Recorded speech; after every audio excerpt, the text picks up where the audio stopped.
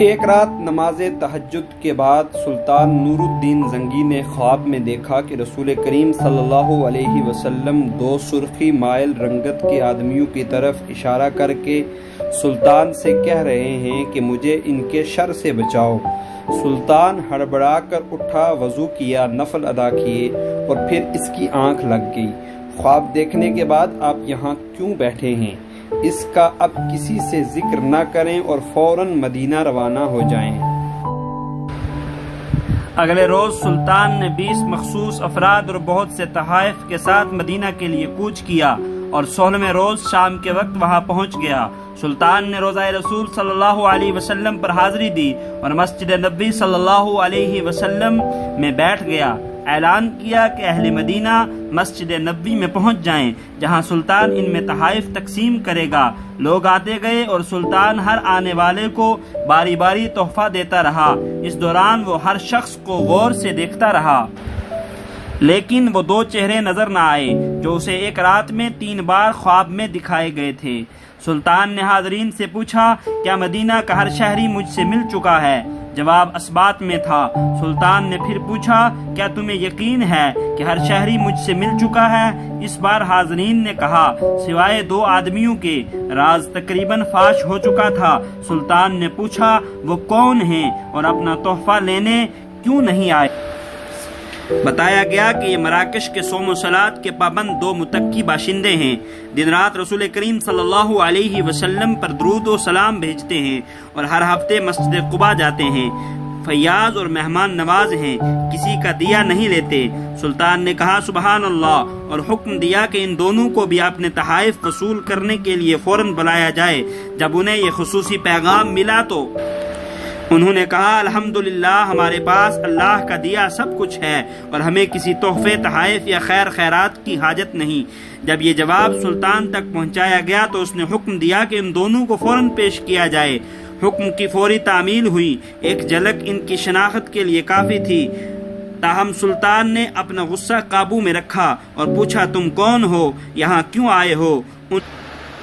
نے کہا، ہم مراکش کے رہنے والے ہیں، حج کے لیے آئے تھے اور اب روضہ رسول کے سائے میں زندگی گزارنا چاہتے ہیں۔ سلطان نے سختی سے کہا، کیا تم نے جھوٹ بولنے کی قسم کھا رکھی ہے؟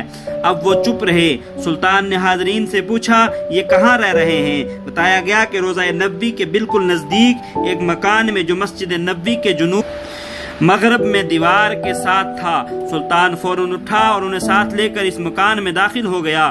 سلطان مکان میں گھومتا پھرتا رہا۔ اچانک نئے اور قیمتی سامان سے بھرے ہوئے اس مکان میں اس کی نظر فرش پر پڑی ہوئی ایک چٹائی پر پڑی۔ نظر پڑنی تھی کہ دونوں مراکشی باشندوں کی ہوائیاں اڑ گئیں۔ سلطان نے چٹائی اٹھائی، اس کے نیچے ایک تازہ کھدی ہوئی سرنگ تھی۔ سلطان نے گرج کر کہا، کیا اب بھی نہ بولو گے؟ ان کے پاس سچ کے سوا کوئی چارہ نہ تھا۔ انہوں نے اعتراف کیا وہ مسیحی ہیں اور ان کے حکمران نے انہیں بہت سارا مال و زر اور ساز و سامان دے کر حاجیوں کے روپ میں مراکش سے اس منصوبے پر حجاز بھیجا تھا کہ وہ کسی نہ کسی طرح رسول کریم صلی اللہ علیہ وسلم کے جسد اقدس روضہ مبارک سے نکال کر لے آئیں۔ اس ناپاک کے لیے انہوں نے حج کا بہانہ کیا اور اس کے بعد روضہ رسول سے نزدیک ترین جو مکان کرائے پر مل سکتا تھا وہ لے کر اپنا مذموم کام شروع کر دیا۔ ہر رات وہ سرنگ کھودتے اور جس کا رخ روضہ مبارک کی طرف تھا اور ہر صبح کھدی ہوئی مٹی چمڑے کے تھیلوں میں بھر کر جنت البقیع میں لے جاتے اور اسے قبروں پر بکھیر دیتے۔ انہوں نے بتایا کہ ان کی ناپاک مہم بالکل آخری مراحل میں تھی۔ ایک رات موسلا دار بارش کے ساتھ ایسی گرج چمک ہوئی جیسے زلزلہ آ گیا ہو، اور اب جب کہ ان کا کام پایا تکمیل تک پہنچنے والا تھا تو سلطان نہ جانے کیسے مدینے پہنچ گیا۔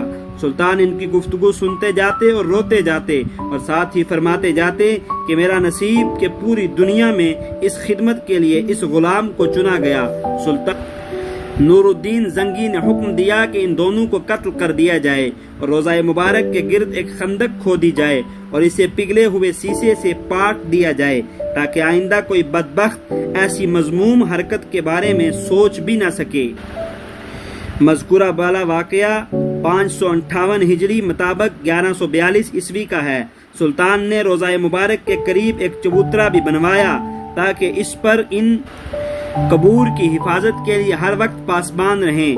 یہ چبوترا اب بھی موجود ہے اور باب جبریل سے داخل ہوتے ہی دائیں جانب بعض زائرین اسے مقام صفہ سمجھتے ہیں، حالانکہ مقام اصحاب صفہ مسجد نبی صلی اللہ علیہ وسلم کے اندر تھا، جبکہ چبوترا اس وقت کی مسجد کی چار دیواری سے باہر تھا۔ مقام اصحاب صفہ کے تعین کے لیے استونہ عائشہ سے شمال کو چلیے، یعنی قبلہ کی سمت کے خلاف 5ویں ستون کے قریب مقام اصحاب صفہ ہے، یا یہ کہ پرانے باب جبریل کے بالمقابل یہ مقام تھا۔